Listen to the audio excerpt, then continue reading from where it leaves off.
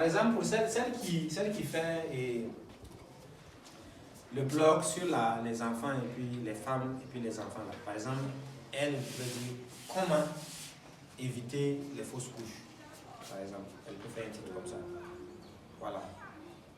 Ou bien, pourquoi y a-t-il autant de fausses couches de nos jours? Ça peut être un sujet, par exemple, qui peut l'intéresser. Puis elle fait ce titre-là, pour que les gens puissent lire et puis par la visiter. Donc, titre sous forme de... Merci.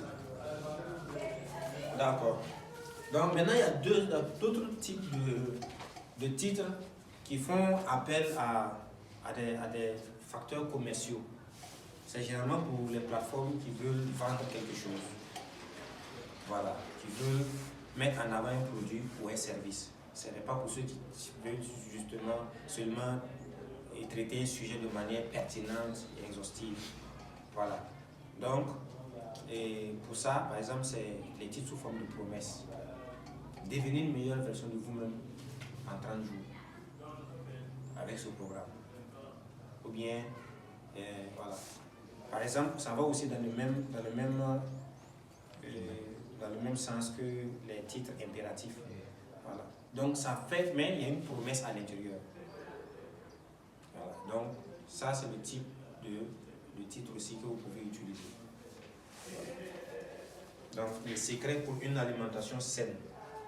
Donc, vous serez fiers. Une alimentation saine qui vous fera du bien. Tout ça, c'est des titres qui promettent quelque chose.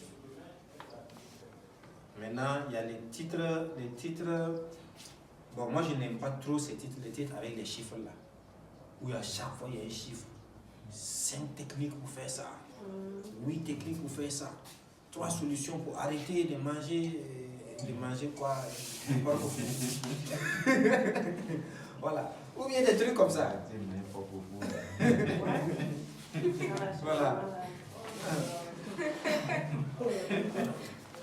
2 astuces pour arrêter de boire du dolo. Il y a Dakara ici. Ouais, un peu non. Voilà. Il y a des gens qui aiment, mais moi je trouve que c'est quand vous allez écrire vos articles, si vous allez utiliser ça espacé, faites peut-être chaque 3 mois, chaque 6 mois. Parce que quand c'est trop aussi, ça finit par fatiguer les gens en fait. Ça finit par fatiguer les gens. Et puis les gens, ça donne l'impression que c'est uniquement des listes que vous voulez faire. On a déjà une image d'un article avec 1, 2, 3, 4, puis c'est bon. Alors que peut-être que vous voulez mieux développer, expliquer en profondeur et tout, au lieu juste de balancer des points et puis passer à autre chose. Voilà. Il y a aussi le type de titre qui donne envie de rapidement passer à l'action.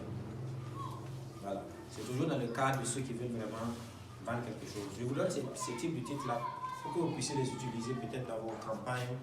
Si vous voulez, après avoir écrit les articles, vous voulez faire des événements pour accompagner l'article, comme ce que lui veut faire, genre des matchs, et qu'il veut faire la promotion de ce match-là, il peut utiliser ces types de titres-là pour accrocher les gens sur Facebook ou sur les autres réseaux sociaux.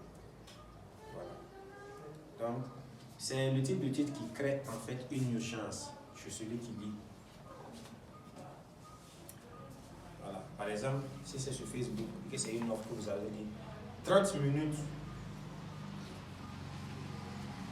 pour ne pas rater cette offre. 30 minutes pour ne pas rater cette bonne affaire. Donc ça donne déjà un sentiment d'urgence. Ne passez pas à côté de cette méthode révolutionnaire. Donc du coup, le gars dit, ah, qu'est-ce que je risque de rater comme ça? Donc ça crée un sentiment d'urgence, un sentiment de... ça lui donne l'impression qu'il va rater quelque chose. Pourquoi toi tu vas? Donc tous ces genres de titres-là, ça te parle pas.